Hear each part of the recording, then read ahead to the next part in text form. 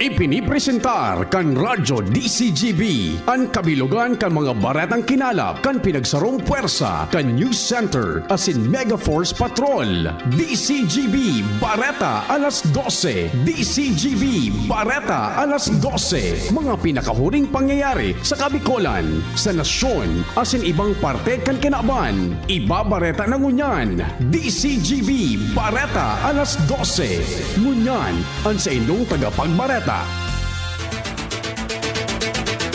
Marhay na do mga tugang Martes po ngunyan, petsa 10 sa bulan ng September 2024. Ini ang bareta alas 12 asin kami ang sinong magiging tagapagbareta. Ako po si Jasmine Balolo. Ako man po si Mardelot daing iba. Headlines itong darakulang bareta sa lado lokal. National Housing Authority Bicol, biging kanya ang mga taga-daraga na magpartisipar sa gigibuhon na NHA People's Caravan sa Huwebes, September 12, 2024 sa Don Alfonso Bichara Community Complex sa Barangay Anislag, Daraga, Albay. Mga estudyanteng naka-enroll sa mga eskwelahan sa Bicol, uminabot nin sobra sa 1.6 milyon. DSWD Bicol, padagos ang pagtaon ng asistensya sa mga persons deprived of liberty asin sa pamilya kaini. DSWD Bicol, maigot ang monitoring kan implementasyon kan supplementary feeding asin milk feeding program sa mga kaakian sa rehiyon. Kalado nasyonal, kagadan kan kampo ni Pastor Kibuloy na ibalyo sinda sa kustodiya kan AFP, tulos na sinayumahan kan Department of National Defense. Alice Guo mantinido sa kustodiya kan PNP sigun kay Senator Hontiveros. Alice Go, posibleng trained smart foreign spy, sigung kay dating Senador Ping Lacson. Deliberasyon sa 2025 budget kan Office of the President tulos na tinapos kan House panel. Sa ibang nasyon, maabot sa 40 katao sa Vietnam gadan sa pagrapado kan Typhoon Yagi. Baretang Sports, Men's National Football Team natapos sa pang-apat na pwesto sa 2024 Merdeka Cup. Yan ang headlines yan sa detalye sa mga bareta enot sa lado lokal. Ang baretang ini hatod sa Indukan. Aluminum hydroxide, magnesium hydroxide, simeticon, Kremel S. Hyperbilis. Bilis. Bilis sa hyperacidity in as fast as 5 minutes. Igimbitaran ka National Housing Authority o NHA Bicol ang mga relocatees asin mga residentes kan Daraga Albay na magpartisipar sa gigibuon na NHA People's Caravan, serbisyong dala ay pag-asa sa maabot na Huwebes, September 12, 2024 sa Don Alfonso Bichara Community Complex sa Barangay Anislag, Daraga Albay. Sigong kay NHA Bicol OIC Regional Manager Engineer Rolando Ramos, prioridad nindaan mga residentes kan Anislag Resettlement Project Phases 1, 2, and 3 kasabay man ang Daraga Resettlement Project Phases 1 and 2 asin ang Amore Resettlement Project alagad bubuksan man ini sa mga naka-star sa pagtaraning na barangay. Ipinaliwanag ni NHA Albay District Manager Engineer Chudora Bandojo na ang mga mapartisipar kay puhan na magparehistro para makapag-avail kan manlain-lain na serbisyo arog na sanakan medical services, makakuha ning trabaho sa paagi kan employment services, scholarship and livelihood skills training, makakuha ning manlain-lain na government documents and ID, agricultural, legal asin internet services. Sinabi ni Engineer Bandojo na katuwang nida ang mga pribado asin pampublikong ahensya di gobyerno na ang kamautan iyuan mairani asin maipaaram ang mga serbisyo sa nasabing mga residentes sa nasambit na lugar. Ang karavan bubuksan alas 8 nin aga sagod alas 4 nin pagkahapon. Ang baretang ini hatod sa Indukan. Liver Aid Silimarine Capsule. Liver Aid. It's liver or lover, boys. Uminabot na sa sobra 1.6 milyon ang mga estudyante sa Bicol Region ang nakapag-enroll sa pampubliko asin pribadong eskwelahan para sa school year 2024 to 2025. Sigun ini sa pinakaultimong datos na ipinaluwas kan Department of Education Bicol sa paagi kan sa indang Regional LIS Quick Count Enrollment kung sain pinakadakol digdi sa mga nag-enroll ang nasa probinsya kan Camarines Sur na may sobra sa 453,000 na sinunod hinundan kan Albay na may sobra 227,000. Kadaklan sa mga nakapag-enroll ang mga lalaking estudyante na may sobra sa 843,000 mantang sobra sa 799,000 ang mga babaeng enrollees. Nasa sobra 1.4 milyon ang nakapag-enroll sa public mantang sobra sa 133,000 naman ang estudyante na nakapag-enroll sa private school. Ang baretang ini hatod sa Indukan. Revicon Tablet. Lakas na kaya ang ambisyon mo. Mientras tanto, dakol pa ang mga oportunidad as in livelihood assistance ang may tatao kan Department of Social Welfare and Development o DSWD Bicol para sa mga persons deprived of liberty sa Bicol Region as in sa mga kapamilya kaini. Ini ang siniguro ni DSWD Bicol Regional Director Norman S. Laurio matapos na kanakalis na simana nagtao ini nin asistensya sa mga PDL na nasa laog kan Legazpi City Jail sa pagikan Sustainable Livelihood Program as in Enhanced Partnership Against Hunger and Poverty, kanahensya, magpapadagos ang pagtaon ni daning tabang as in interbasyon sa mga vulnerableng sektor kan komunidad, kaibanan na mga pamilya ka mga PDLs na nasa manlain-lain na jail facility sa syudad as in munisipyo sa Rion. Aktibong pigmomonitor kan Department of Social Welfare and Development Bicol ang implementasyon kan supplementary feeding program as in milk feeding program sa bilog na rehiyon para masiguro ang kalidad kan pagkaon as in gatas na pigtataos sa mga benepisyaryong mga aki. Kanakaliis na aldaw kan nagkondukta nin eksaminasyon an sa indang personahe sa mga gatas bago ini i-distribuer sa mga lokal na gobyerno sa Sorsogon as in Camarines Sur. Tinaawan doon ni Maria Cristina Florendo ang Regional Supplementary Feeding Program Focal ang importansya kan pagsiguro kan kalidad kan gatas na itatao sa mga aki, partikular na sa mga aki para sa pagpapakusog kan sa indang salud asin para man maibitaran ang foodborne illnesses asin iba pang helang. Sa dagdag pang baretang lokal, padagos ang Commission on Elections Daraga sa pagkondukta ng voter satellite registration sa 54 barangay sa munisipyo. Sigung kay Daraga Municipal Election Officer Andy Toledo, apera sa mga barangay, pigbibisita man ninda ang mga eskwelahan, detention facility kan Legazpi asin probinsya kan Albay para matawan ng oportunidad ang mga ini na makapagrehistro. Sinabi ni Toledo na poon sa September 18, sagkod 30, dahil na sinda magkakaigwanan ni steering na aktibidad asin matin na sa nasa opisina para manakomodaron ang mga walk-in registrants asin iba pang transaksyones. Maabot man sa 6,000 na mga bagong botante sa Daraga, an inaprobara naman sa nangyaring duwang pagdangog kan Electoral Board sa mga aplikanteng botante sa Banwaan pon kan Pebrero 2024, pantang biglalauman na mas madudugang ang paini sa mga masunod na aldaw. 400 na mag-aragom na senior citizen sa probinsya kan Albay ang makakaresibi nin 10,000 pesos na dabang pinansyal hali sa gobyerno probinsyal kan Albay para sa My Forever sa Albay sa Oktubre 23 asin 24, 2024. Sigon sa Albay Provincial Information Office, ininaan ikaapat na taon na ginibuan na sabing selebrasyon kung sain para magkwalipikar digdi ang mga mag-agom ang dapat na nag-ibahan asin kasal nin eksaktong 50 taon.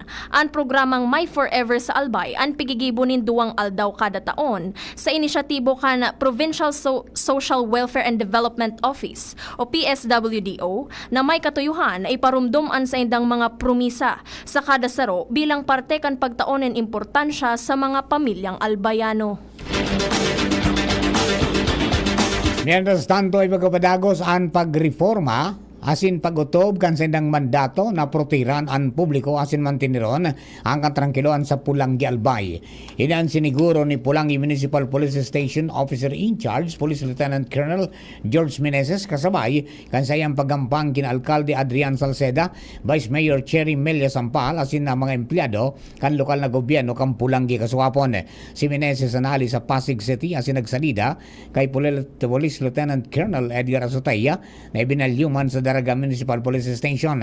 Sinabi ni Meneses na padagos sa sendang mga best practices matapos na midbidon ka National Police Commission o Napol Komanipatura bilang Best Women and Child Protection Desk sa bilog na probinsya kan Albay sa pangenot ni Police Master Sergeant Charis Bolivar. Idinugang pa ni Meneses na inguwaon maninda na may deklarar naman na drug cleared ang barangay Lanigay na iyon na sana natadala sa 44 barangay sa Banwang Kampulang ginaday pa na deklarar na salbado sa impluensya kan illegal na droga. Bagunaan pamayo kan Santo Domingo Municipal Police Station. Ini matapos na kasuhapon, Septyembre 9, 2024, kan ginibo ang turnover of office ceremony kung saan sinalidahan si Police Captain Victor Borjal ni Police Captain Lani Mendoza Dinay Og. Ang nasabing seremonya ang ginibo sa Albay Police Provincial Office asin pinanginota ni Albay PPO Provincial Director Police Colonel Julius Año-Nuevo.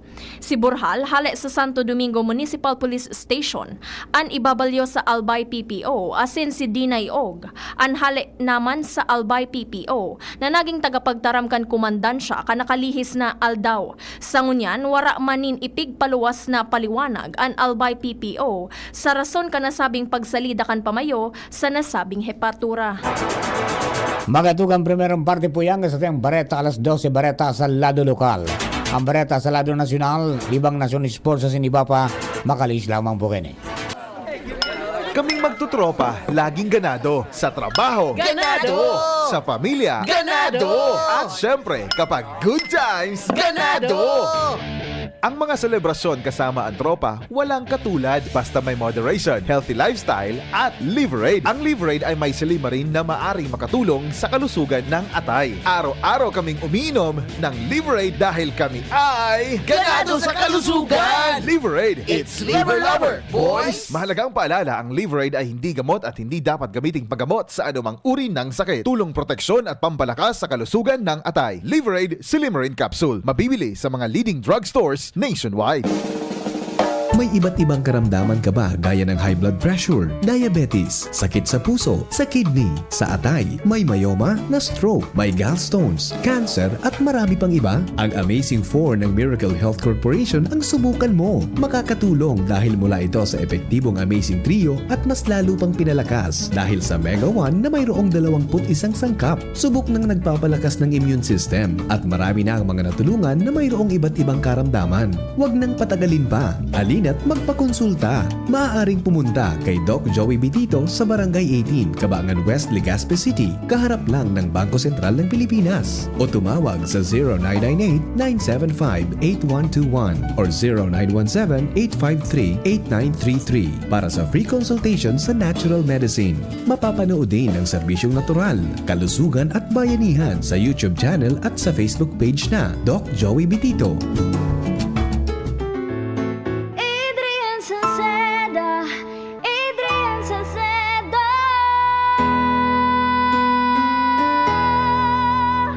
Padagos ang pagtabang niya sa sato padabata.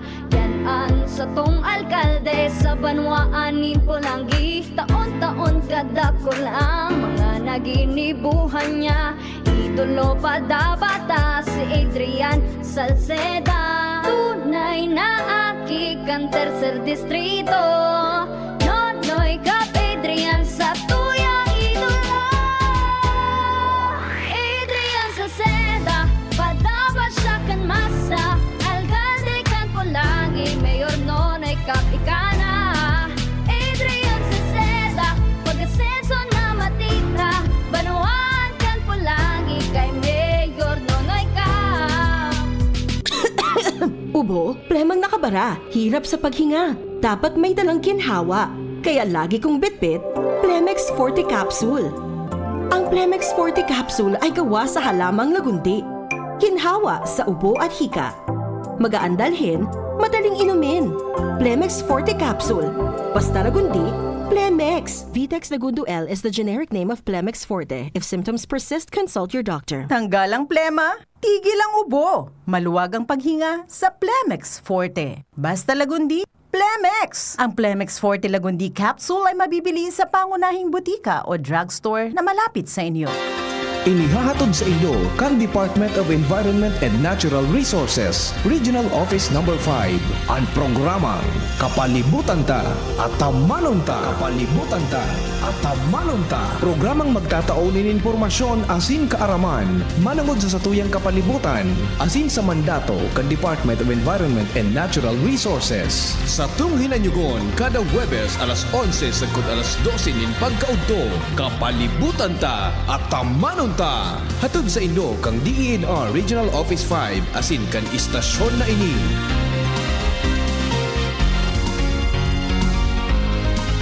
Ang Albay Electric Cooperative Incorporated or ALECO nagaako na din mga aplikasyon para sa Lifeline Subsidy. Ang mga kwalipikado digdi iyo ang mga Pantawid Pamilyang Pilipino Program or 4-piece beneficiaries asin itong mga marginalized consumers. Para sa mga miyembros kan 4-piece, kaipuhan sa aplikasyonan sa inong 4-piece ID asin latest bill. Para sa non-4-piece o itong mga marginalized consumers, ang mga requirements iyo ang mga minasunod. Certification halay sa Social Welfare and Development Office sa indong syudad o munisipyo na nagpapatunay na ang aplikante sa rong low-income earner base sa latest poverty threshold na ipigmok na kan Philippine Statistics Authority government-issued ID as in latest bill. Pagirumdom na ang diskwentong ini, automatikong ia-apply sa monthly consumption kan mga kwalipikadong aplikante na day mahalangkaw sa 25 kilowatt hours. Ipasa ang mga nasabing requirements kasabay ang accomplished application form sa ALECO Service and Collection Office sa indong lugar. Kung kwalipikado ka, dai na magduwa-duwa. I-avail na ang subsidiyang ini ka-ALECO.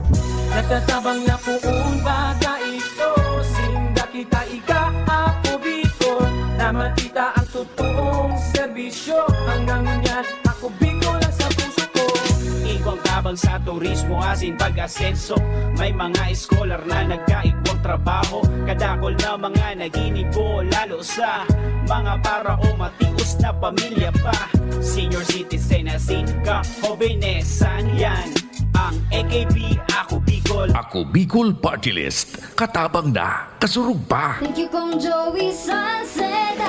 Habang sa agrikultura, turismo, infrastruktura, financial tabang medikal. Thank you kong Joey Salceda. Buhay natin mas sumasaya pag si Joey ang kaiba. Daig natin ang pangangamba kong Joey Salceda. Highest rating na proven ang sa tuyang congressman. Albayahes ang atang lahat kong Joey Salceda. Albay ahead ang lahat, oh. Albay ahead ang lahat, oh. Kong Joey Salceda. Sa bareta niya to sa lado nasyonal, sinayumahan kan Department of National Defense o DND ang kagadan kang kampo ni Pastor Apollo Kibuloy na sa military facility ini ipakustudiya imbis na sa PNP. Punbakan Domingong Banggi nasa kustudiya na kang PNP sa Camp Crame, sina Kibuloy kay banan sina Jacqueline Roy, Ingrid Canada, Crescente Canada, sin Sylvia Simanes. Kaswa po nagsumitin in motion si Attorney Israelito Torion, ang legal counsel ni Kibuloy na motion sa pagbalyo ng kustudiya sa AFP. Sinabi ni DND Chief Spokesperson Arsenio Andulong na ang pasilidad ka ng AFP bago tamang ahensya para sa pagkustudiya ng mga suspect sa mga nasabing kasong kriminal.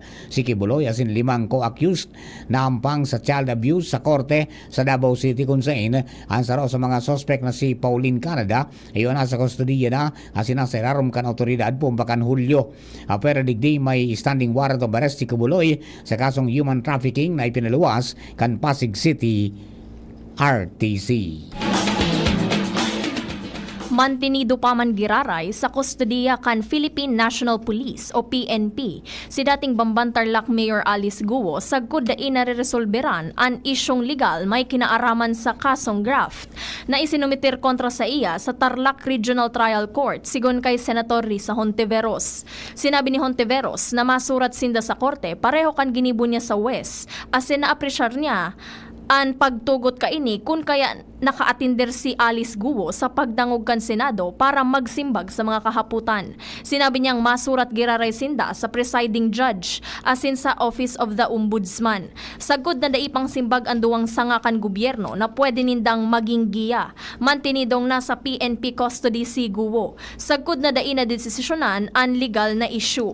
Ano man na maging desisyon, respetado ninda ang hudikatura. Sigon kay Hontiveros, makoordinar ang Office of the Senate Sergeant at Arms sa PNP para sa pagbalyo ni Guo sa Senado sa oras na magbayad nin piyansa o kaya mapagdesisyonan na anpinal na determinasyon sa issue kan jurisdikasyon sa korte na iyoan ma-issue nin judicial warrant.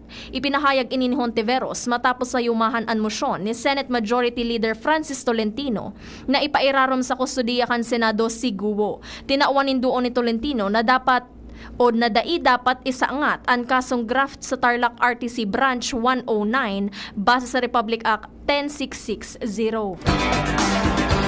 Posibleng trained and smart foreign spy si Alice Guo na nagpuo ng makalaog sa political structure kanasyon bilang elehidong municipal mayor. Sinabi ni dating Senador Panfilo Ping Lacson na ini kung pagbabasehan kung paano papasakayon o paikuton ni Guo ang mga senador sa pagdangog kang komite ni Senador Risa Ontiveros. Sinabi pa ni Lacson na kung dai binulgar kang Presidential Anti-Organized Crime Commission o PAOK ang mga illegal na aktibidad ni Guo, posibleng magamit pa kaini asin sa iyang handlers ang kwarta asin impluensya para madesignar siyang High Defense o kaya madesignar siyang Defense Secretary o National Security Advisor. Daina pinahaloy kan House Committee on Appropriations ang deliberasyon sa propwestong budget kan Office of the President o OP para sa masunod na taon.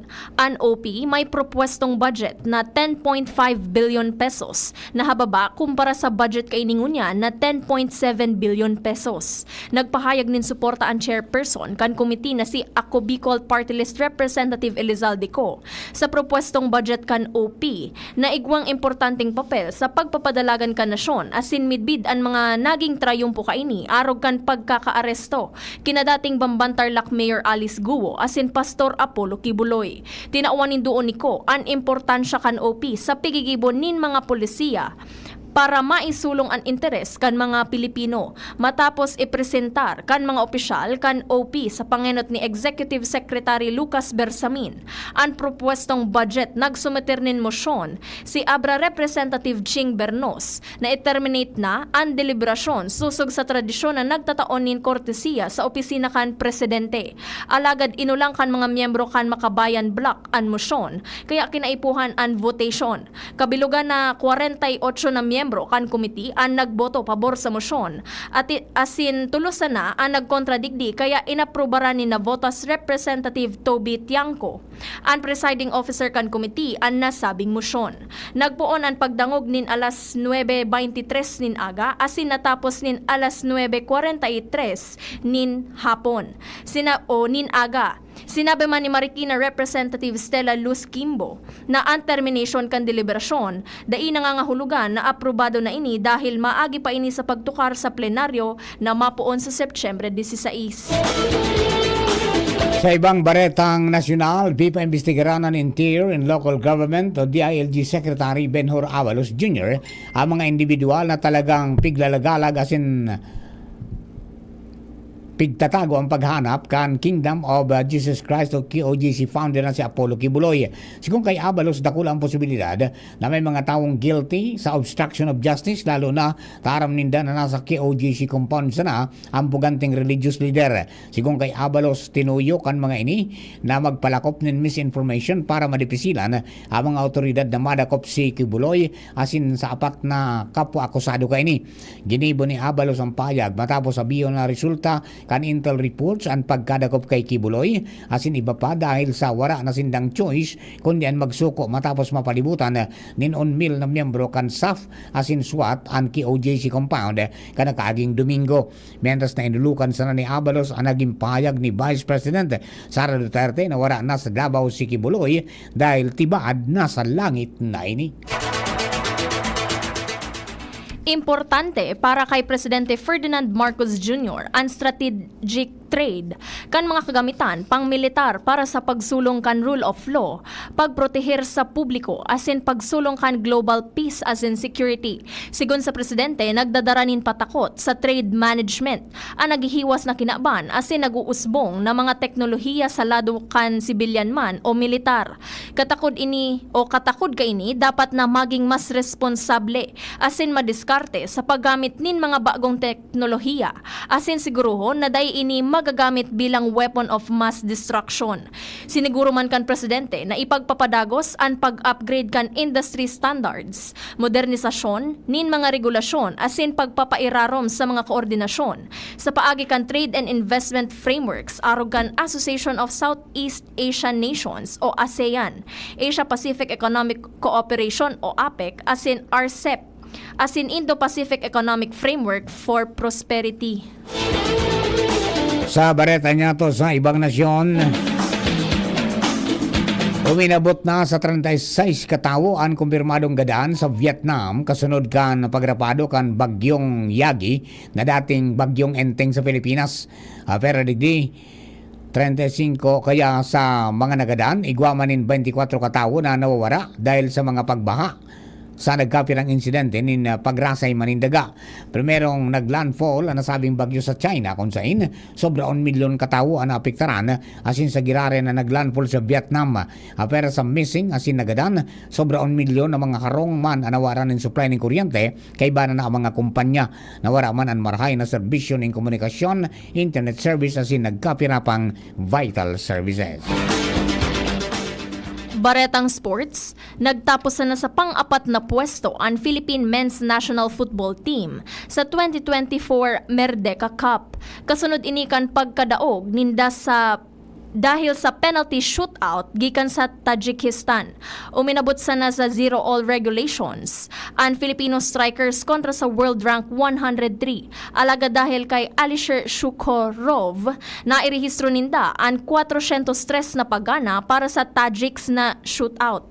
Maski nagpalyar sa pagana, hanga pa man giraray si Filipino goalkeeper Kevin Mendoza sa mga pag-iriba dahil sa naging epektibo ang sa indang playing style.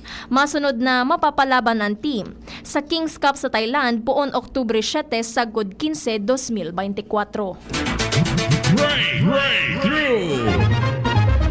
Nadstag anapod kan sarong klase nin tag na kayang makapag-determinar kung arin ang expiration date kan sarong pagkaon.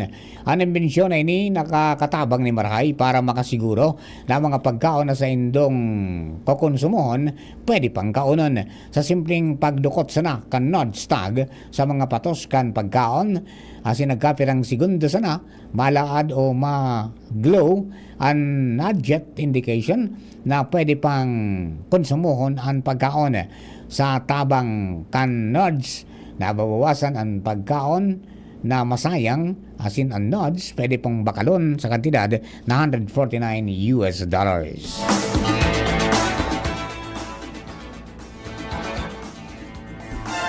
Istoryang naiiba.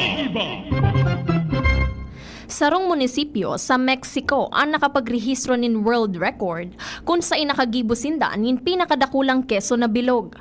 Ang munisipyo kan Reyes Etla ang may pugol kan world record title na world largest string cheese ball. Ini matapos na makabilog nin string cheese ball o mas midbid sa apod na Oaxaca cheese na may gabat na 1,402.58 pounds o 636 kilograms. Para mabilog ini, nagtabang ang local government kan Reyes Etla asin Oaxaca State Government. Tinapos nindaan gabos na mga o tinipon nindaan gabos na mga cheesemakers sa indang lugar asin nagamit nin sobra 2,000 galon nin gatas para mabuo ang pinakadakulang bola nin keso sa bilog na kinaban. Sigon sa mga ini, ginibo ninda ini para pakusugon ang culinary tourism sa indang lugar.